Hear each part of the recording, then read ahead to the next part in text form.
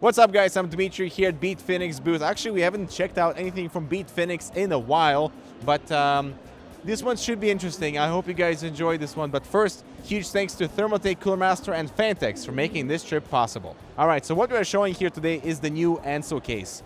So if you guys recall, the original Enso had this completely sort of like blocked off front panel. So it was quite popular because of the looks. It was $79.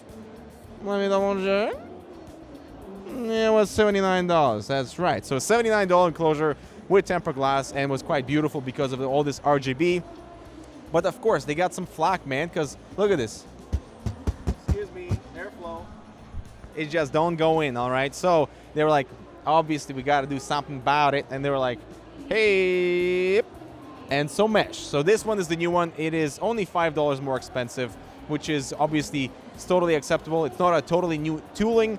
They just had to redesign the front mesh a little bit, because before we had the two dust filters for the bottom two fans. The top fan was just left alone. But now we have the entire dust filter. So they were like, that is the way to go, my friends.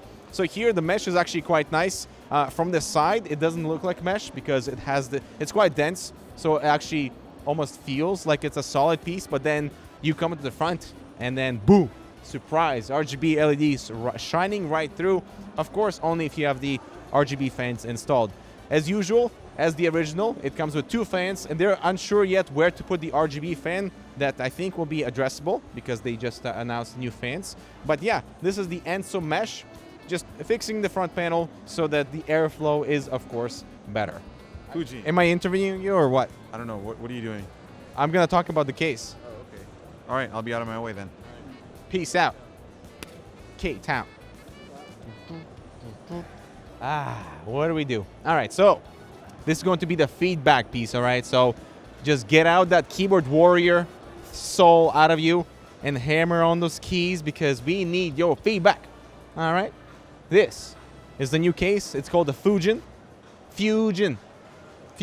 all right, from Bitfenix. So basically, they want to know what you guys want to see in a new case. And so they kind of compiled all outdated frame design things in here and basically want to know what they should keep. All right, so the main focus for this Fusion case, they're telling us, would be airflow. So they want to put the mesh on the front, and they want to hear what type of design for the mesh that you would guys like to see.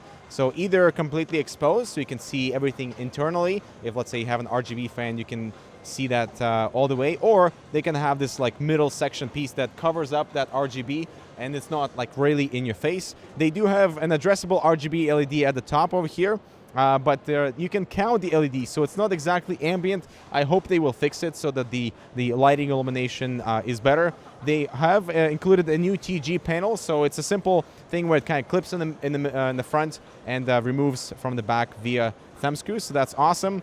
Now on the interior, this is something that I want your guys' opinion about, because I've told them what I think, and I want you to do the same. All right, so the main idea with the Fusion case is like I said, airflow, so front mesh design. They're still gonna figure out how to make that whole thing happen, but it will be a lower price point at $79 versus the Enso mesh. So it kind of like almost competing with each other. And if this case doesn't offer anything totally unique versus the Enso, why would you go with something like this? So potentially they're thinking of a lower price point. And this is something I told them, why does the case have to be so long? Especially when the motherboard is only ATX support. eATX is not supported. The motherboard grommets are not wide enough to accommodate eATX, because that motherboard will totally cover that section. And for example, even if you had the eATX motherboard in here supported, what are you gonna do with this whole space? Airflow, you don't get improved airflow by having a longer case. You actually get better airflow if the case was slightly shorter, so that the fans are closer to the components. At least that's what I think. But if you are delivering us a long case like it, then you should probably utilize that space for something else, like hard drive cages, potentially longer motherboards, or have a little protrusion on that section so you can populate and hold all the cables behind it. So a $79 Fusion that offers nothing unique, and actually, buying the Enso at $79 and potentially modifying the front panel for better airflow would be a better bet. So given all that, given what you've seen here with the Fusion, with the power supply shroud that has no cutouts, that has no storage capacity, what would you do and what would you change and what would you tell to Bitfenix to change? Because that's the whole point. You know, we've discussed what we don't like about it. This to me feels like a 3-year-old case. So what would make, you know, what would turn this from a 3-year-old case into something that would be launched in 2018? All right, so coming to the back here, what is new here? Nothing's new. They're just reusing the same tooling for the Bitfenix Pandora, which had a lot of issues. You know, we have a very flat motherboard tray, nothing on here. And whenever you have this kind of the cable mess that is, sure, there's enough spacing here for the side panel to close, but we as builders expect a lot more from a 2018 enclosure, especially when it comes to, you know, this is a very simple build. I know we have, how many? 6 fans in here, and look at this cable mess. You need cable covers, you need little motherboard protrusions, you need a fan controller potentially. Maybe not for that price point, but you know, we need potentially maybe something at the bottom, below the motherboard tray, in front of the power supply for storage, something that makes your assembly process easy. And I feel like there really hasn't been any innovation with this type of layout for 3 years. So why are we seeing something like this in 2018? Now, sure, we have these 2 SSD brackets, but you cannot relocate them to a more, you know, desirable position. You know, where's the modularity? Where's the flexibility? I wouldn't want to work in this, would you? All right, guys, so that is the Bitfenix Fusion.